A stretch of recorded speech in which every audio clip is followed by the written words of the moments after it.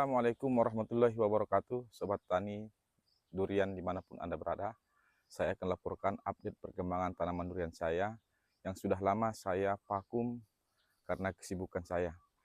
Jadi tanaman durian saya ini saat ini sudah berumur 1 tahun 4 bulan.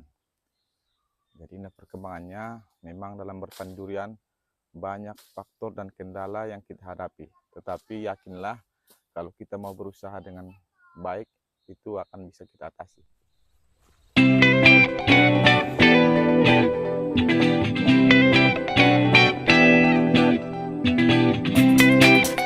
Saya akan ceritakan beberapa kendala yang saya hadapi bertani durian ini. Yang pertama itu memang bertani itu harus benar-benar fokus. Kalau kita tidak fokus, kalau kita tidak benar-benar serius, itu sering akan mengalami kegagalan.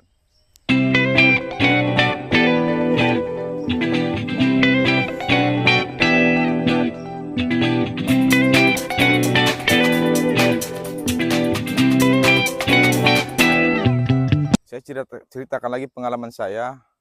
Tanaman durian saya ini hanya berjumlah 18 batang. Tetapi teman-teman semuanya perlu saya informasikan bahwa di dalam 18 batang ini saya sudah 9 kali mengganti, ataupun ada 9 batang yang sudah mati yang sudah saya ganti.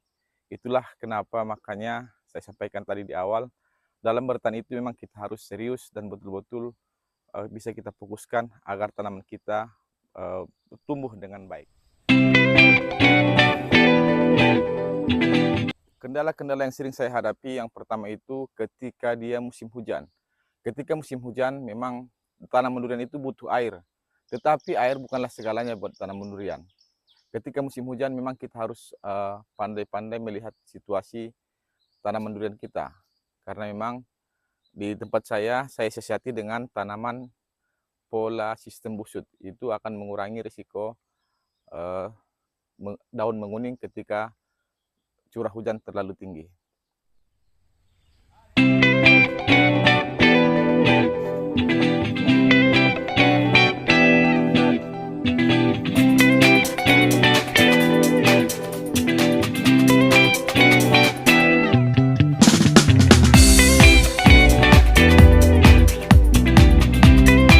Tapi selain itu, tanaman durian juga sangat butuh dengan air. Ketika musim kemarau, inilah yang terjadi pada tanaman durian kami.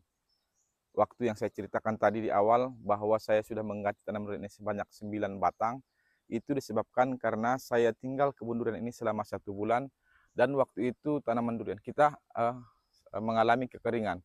Saya terlambat melakukan penyiraman, sehingga mengakibatkan kematian terhadap tanaman durian kami.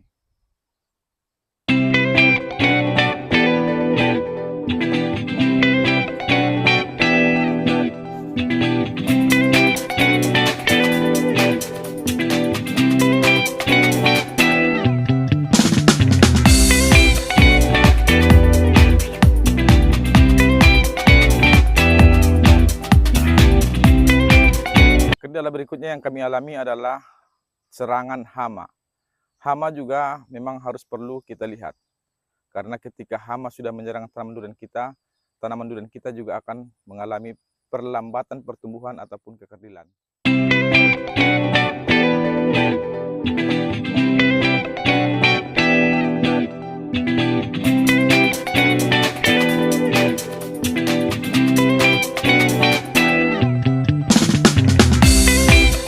Jadi itulah beberapa kendala yang kami hadapi ketika bertanam durian ini. Memang faktor-faktor yang menjadi kendala kita harus kita siasati agar tanaman durian kita ini dapat bertumbuh. Sebenarnya pengalaman saya yang saya alami, keterlambatan pertumbuhan durian ini disebabkan karena kita lalai ataupun keteledoran kita dalam menyiasati faktor-faktor kendala tersebut.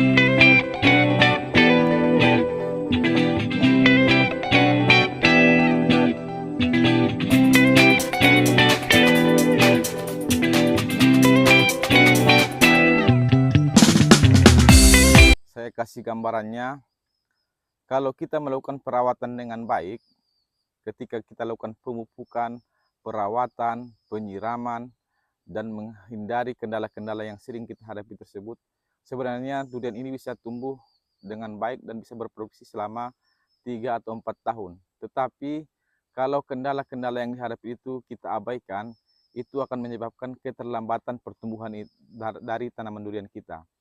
Saya sebutkan aja di kebun saya ini, saya mengalaminya sebenarnya sudah naik 10 cm, tanaman durian kita ini sudah tumbuh 10 cm, tetapi ketika dia mengalami kendala yang tadi naik 10 cm tersebut, daunnya akan gugur dan kembali turun lagi. Dan kita harus menunggu lagi, kita lakukan perawatan lagi, menunggu pertumbuhannya lagi. Itulah yang menyebabkan keterlambatan pertumbuhan dari tanaman durian kita. Contohnya tanaman durian saya ini, saat waktu ditanam itu masih dengan tinggi 80 sampai 1 meter.